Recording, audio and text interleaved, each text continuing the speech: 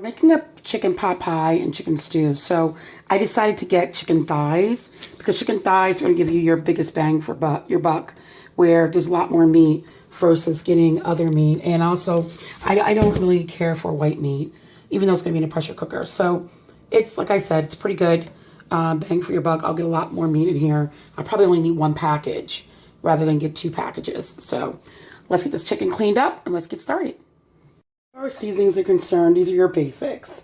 You have to have your pepper, and you can either use your Sazon, or you can use the Sazon Complete, which is the one back here. You also need to have your garlic salt and your ground onion. I'm going to put fresh onion in there as well, and adobo. You know, these are the basics. I'm not really a salt person, but I do like my seasoning for it to taste at least lightly seasoned. And again, these are the basics. If you don't have that in your food, it must be pretty nasty. So let's get this chicken seasoned up. Chicken's here. We're going to clean this up and wash it off and season it. And we're going to start to sear it.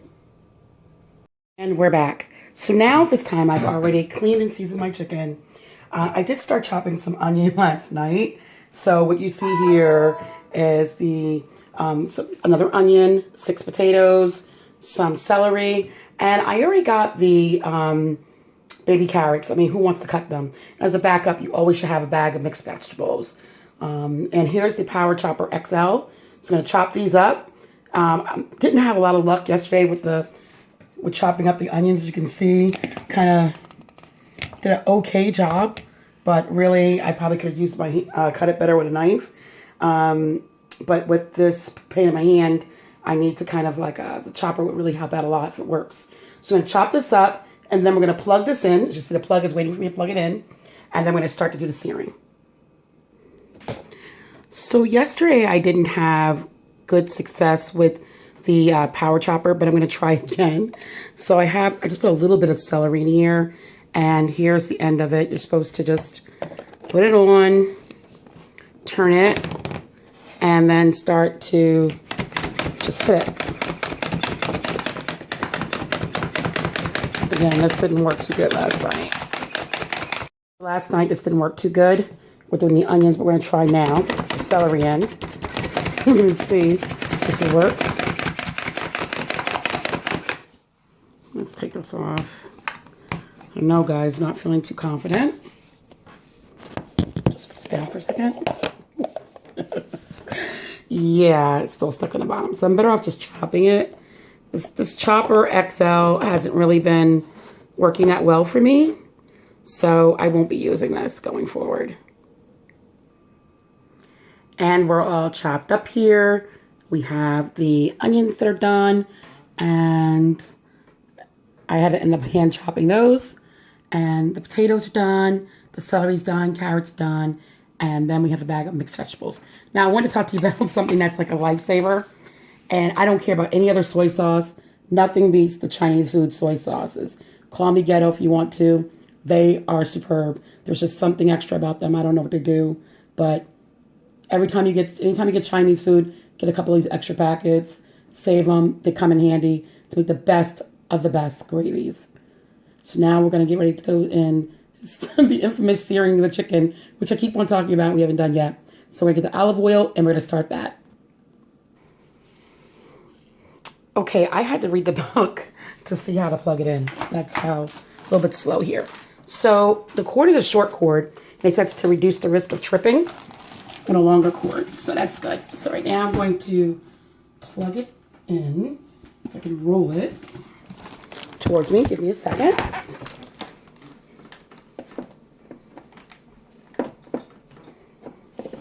And in the back, it's a little bit hard, my little stubby fingers. But we're going to get this in here.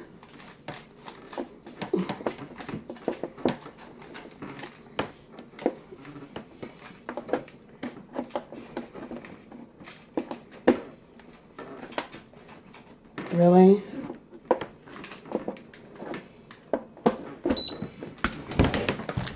It took me that long to plug it in. Guys, I have really stubby hands. Anyhow, So I plug the pressure cooker in, and as you can see, it goes to 000 right now. And it's supposed to be heating up, and heating up pretty quickly. So what we're going to do next is we're going to start doing the chicken. And with that, I've taken out some olive oil.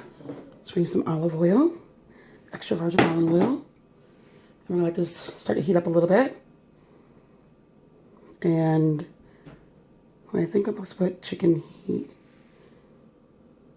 I think I'm supposed to put something like that.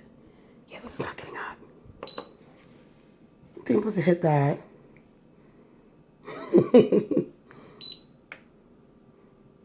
Okay, yes. Now the button's going around in circles. And I can feel the elements come on. Yeah, I didn't touch it, but I could feel it. So, let's start getting ready to do that. So what we want to do now is just put a little bit of olive oil on the bottom. And you can see the olive oil spreading, which means this is getting kind of like hot. And right now it's getting there. It's getting there. It's not hot enough yet to put the chicken in, but we're going to put that in and just brown it real quick. Now it does come with some nice spoons that to keep the bottom of this pretty nice. But I'm just going to use just a simple utensils that won't scratch the bottom. So now we want to do, we want to start that searing.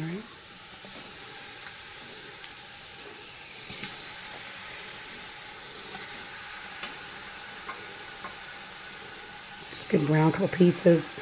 I'm not going to be able to get all of them because we have a lot of chicken here. About 10 pieces of chicken. We're going to turn it around.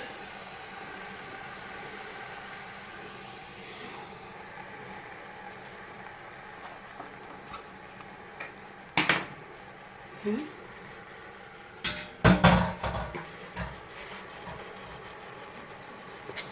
Let's start browning this. So I'm going to brown this a little bit and we'll come back.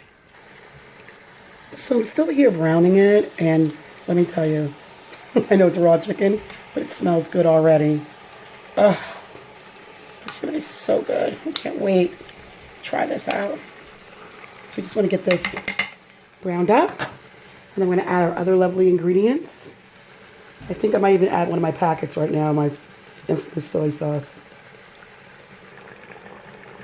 And I've added some of the soy sauce packets, and right now we're still just letting it brown a little bit and get that flavor in, especially since we didn't have any chicken stock, which I really don't cook with stock, but you know, it's making its own little juice here, so it's kind of good. It's a good thing here. Okay, everything's going well, but the exception that I think that I was supposed to, everything's going well with the exception that I think that I was supposed to put it on a, hit the cook timer mode in the beginning when I was doing my sear, because now it's still cooking, so I'm going to disconnect it and start it back. Okay, I had to improvise. I had to turn it off, and it didn't just shut right off, I guess because it was hot. So I just pushed the keep warm cancel button, and then I hit the chicken and meat button again and the cook time selector. And you see how it's now going, rolling around. It should give me that P number to let me know it's going to do a countdown. So I put it on for 40 minutes. And so now we're just going to start adding our stuff. Okay, so let's start adding our ingredients. So now we're going to add our onions. And we're going to add our handy dandy pan here. For all our vegetables. I'm trying to do this with one hand and record. So, win some, lose some, whatever doesn't go in there, I'll eat. So we have that done. So now, what we want to do is add our water. Now it says in the book that, I'm chewing carrots, I'm sorry. For every 4 pieces,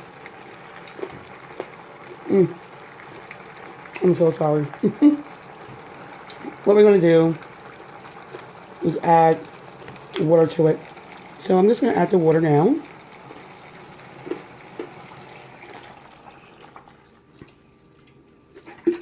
Now, there's a max cut line. You never want to go over that. So right now, I'm just below it. Actually, I'm pretty healthy. I'm really well above it. I mean, below it. So I'm pretty good. Gonna stir it around. Sorry, that carrot caught me out there. It's so good. Just gonna stir this around. Get this all stirred up. It's hard to record. And to do this chicken. So we get this all stirred up. And then we're gonna start back and see what this countdown looks like. I think I might just wait until I start it back over again.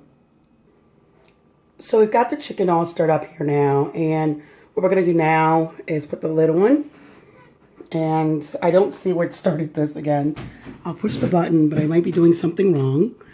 So I push the, let me hit cancel, and then let me try to do cook heat, hit it once. There we go. So now it gives us the 40 minutes that we need.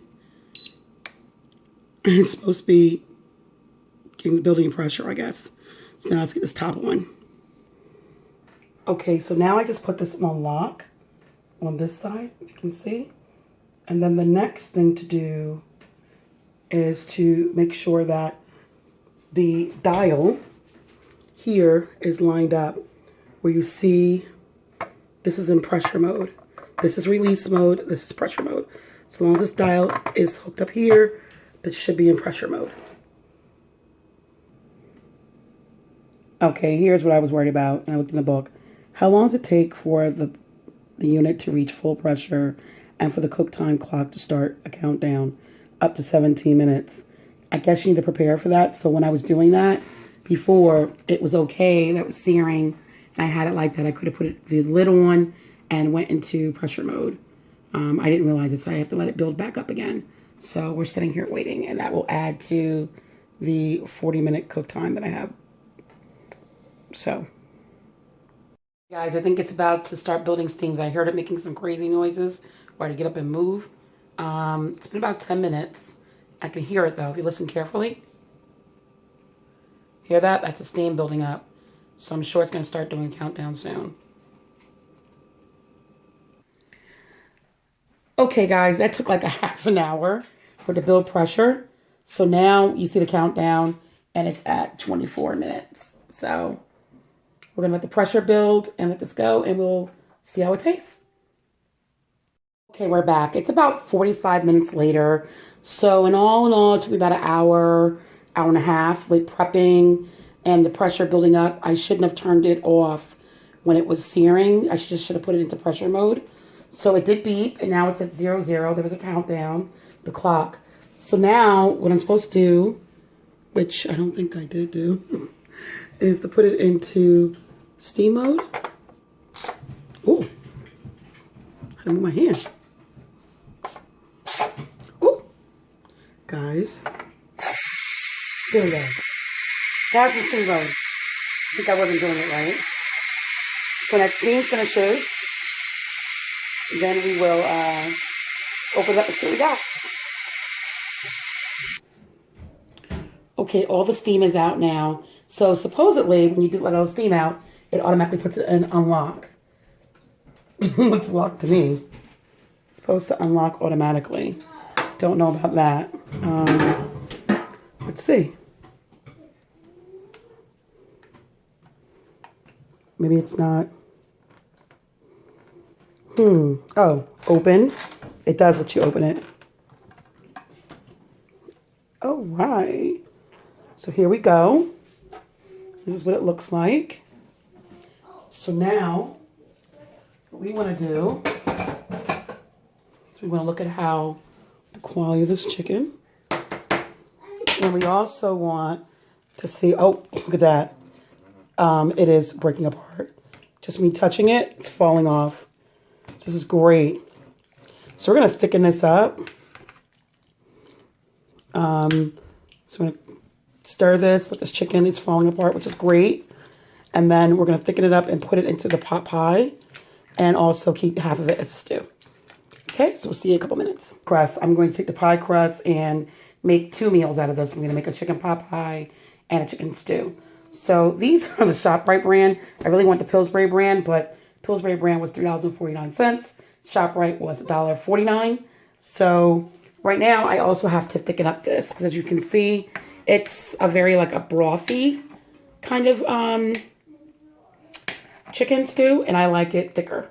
So I'm going to add flour and water inside the water that I had here before. Take some self-rising flour, put that in there, and then take some more of my packets from the Chinese food restaurant of the soy sauce and get that base together.